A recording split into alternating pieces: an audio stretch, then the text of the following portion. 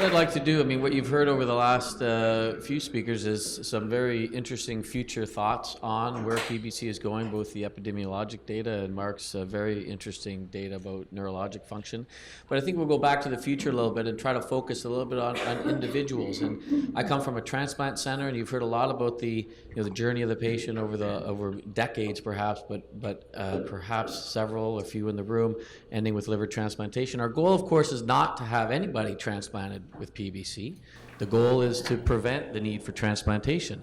And so that's sort of why we're here and you're here and your support people are here, is because no matter where you are in Southwestern Ontario, Canada, North America, we want you to have access to educated providers, to access therapies earlier and sooner and monitor patients so that you never come to me from a transplant center. So what you've heard, PBC is a fairly uncommon disease. It's common in this room today, of course, but in general, it's very uncommon as a cause of general liver disease and cirrhosis. You've heard you'll hear throughout the day some of the data about who gets PBC, and you've already heard it this morning. Obviously, it's predominantly females in this age category, 35 to 60.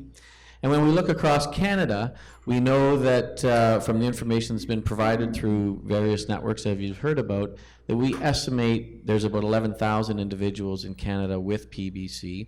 I've highlighted the Ontario part of about 4,000 individuals. I think the challenge there is there's a couple of academic sites where you might see individuals like Gideon, myself, but there's a lot of other sites that are not called academic, and there's individuals with PBC that are out in the community. They're in the far reaches of Northern Ontario and rural Canada. And our goal is to try to have those individuals have equal access to the experts that you see on the panel in their own environment without having to come 1,500 miles to see us. And I think we're on the cusp of doing that in Ontario and in Canada. What I'd like to talk about in the next few minutes is really how individuals, what the teaching to physicians is about diagnosing the problem, applying therapy to the problem, and in particular, staging the problem. And you've heard the word staging a couple of times today, and I'll define what we mean by that. So PBC is relatively easily diagnosed. There are what we call serologic markers. These are blood tests. There are biochemical tests that we look for liver function, maybe to define how advanced or not advanced you are, and then histology, which is the liver biopsy component. Serologic tests, I think, are fairly straightforward. The AMA, anti-mitochondrial antibody, if it is positive, you have PBC, and that's probably how most and all of you have been diagnosed to get yourselves here. It's easy for us to teach healthcare providers this because it's relatively straightforward. It's one blood test. You got to think of it to order it, and some people have a long lead time before the diagnosis is made because this test perhaps wasn't thought about early enough. But once that test is tested and positive, essentially that's the diagnosis of PBC. And from there we then understand how much liver injury you may have, and these are some of these liver function tests, different than liver enzymes. The liver function tests typically don't become abnormal until very late, i.e. when you have cirrhosis. So we don't want liver function tests to become abnormal. They should always be normal. We want to try to understand the stage of your disease, meaning how early or how late. But the goal, obviously, is to diagnose and document early stage disease so that we can intervene early and prolong the progression of the disease to a point where the liver disease or end stage liver disease actually never occurs. How do we do that? Well, we do it with the liver biopsy that Gideon and I are so happy to do because we're on the right side of the needle.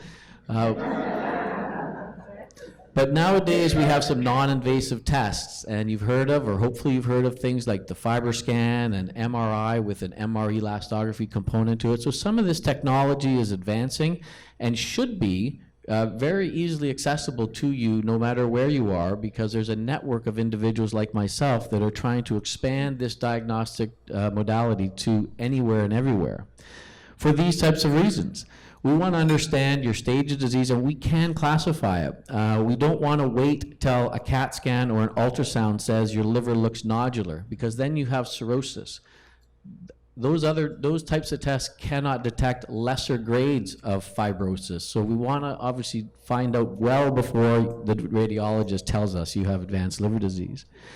This is the joy about liver biopsy. As I said, we're on the right side of the needle, but it's it sounds barbaric, and it's definitely anxiety provoking, but it's actually relatively slick, relatively straightforward. I'm sure several of you perhaps have had this in the past, maybe, and hopefully you've had some good experiences, some perhaps not. But it is an invasive procedure, and there is a known and a documented side effect or a risk profile with it, so we don't do it unless we really want to or need to, or we don't like you. And that does happen. But really, we are trying to get away from liver biopsies. We are not getting rid of liver biopsies. I think these non-invasive tests, which I'm going to talk about in the next few minutes, have replaced biopsy to a certain extent, probably 90% or so. So we do use liver biopsy when it's necessary and when it's needed and when it's helpful to gain more information to ultimately help you, the patient.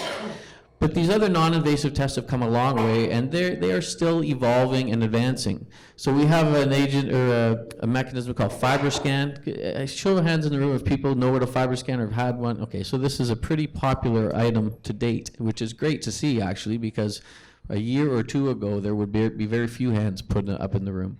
So a FibroScan is like an ultrasound. It's a little probe that goes in between the rib space on your right-hand side where the liver is, I think, right, Gideon? I got that right? The right-hand side. And it just sends a little pulse, a little vibration, and the individuals have termed it a thump test. And this thump test takes a very few minutes, 5 to 10 minutes at best. We get an accurate, relatively accurate sample with multiple readings. It's painless. And you get your answer right away. You actually don't have to wait a week or 2 weeks to go on the portal and beat Gideon until finding out what the result is. So what it does, it just measures, like a liver biopsy, for example. Why I don't think, and many of us don't think it is or should be the gold standard at almost any liver disease, is because it samples such a small amount of the liver. It's a toothpick. If we could make a bigger needle, we would, but then you'd have more complications. So the needle size and therefore the histologic sample you get is like a toothpick. And in diseases of the liver that are homogeneous, where what's happening on the right side is happening on the left side, that's okay. So that's your hepatitis B and hepatitis C. But there are lots of diseases, PBC is really the main one, where the disease is patchy. So if I biopsy over here and over here on the same sitting, I'm going to get two different results. So a liver biopsy is not gold standard, and that's why it's not in our prognostic models a lot of time for PBC.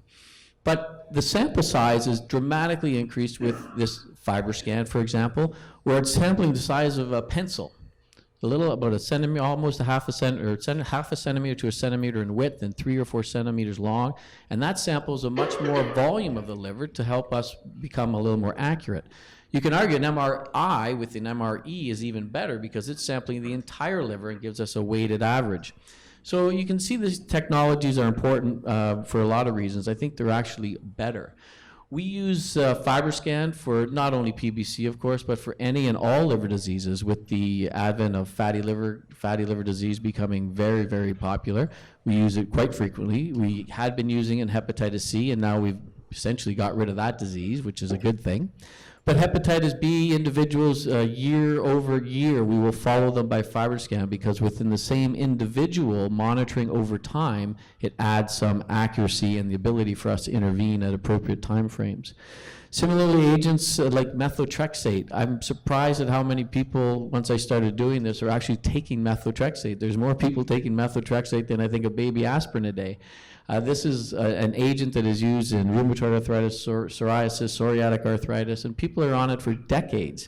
But it's a silent problem for liver disease. It lays scar tissue down in a way that liver blood tests do not pick this up. And again, the only way to pick it up would be a radiologist telling us that you have cirrhosis. So now we do this at periodic intervals in individuals that are taking Methotrexate.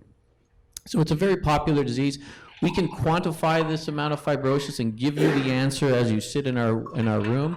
We'll get that thump test done. We'll tell you if you are F1, 2, 3, 4, that is fibrosis values of 0, I guess. 0 is not even on the map because that would be a normal liver, all the way to 4 out of 4, which is cirrhosis. And this is where I think it's actually even more valuable. Lots of individuals have cirrhosis. And what my mentor Cam Gant used to tell me, which I now tell patients, and I'm not sure if it makes them more anxious or not, but more people die with cirrhosis than because of cirrhosis. So there's lots of individuals in this planet that have cirrhosis that are never going to see a liver doctor. And they're going to die of heart disease or something else. But when you do autopsy studies, they go, oh my God, this guy had cirrhosis.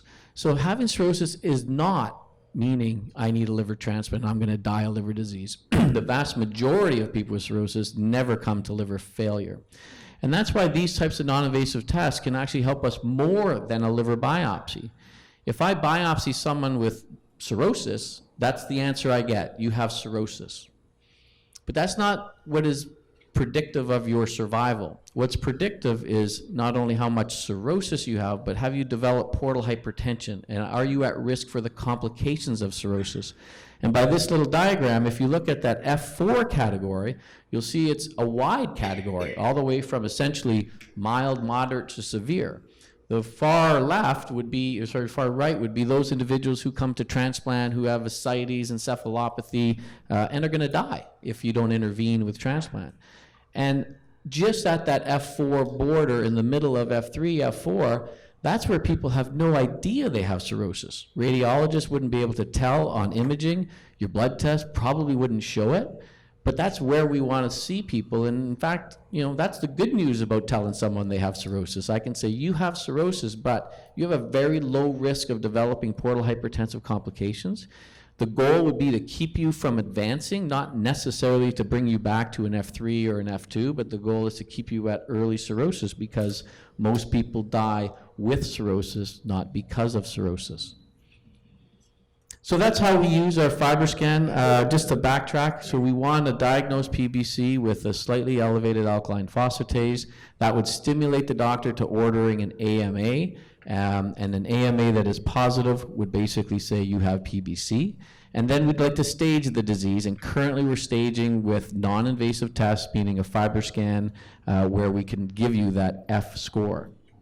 And then we can intervene. I'm not going to speak about the specific agents, because I know that already came up and will come up through the day. The use of URSO, of course, and then now with OCA or OCA or obeticholic acid or Ocaliva, I'm not even sure what terminology we're going to all fall on. But this is an example of how perhaps it has benefited a patient of mine.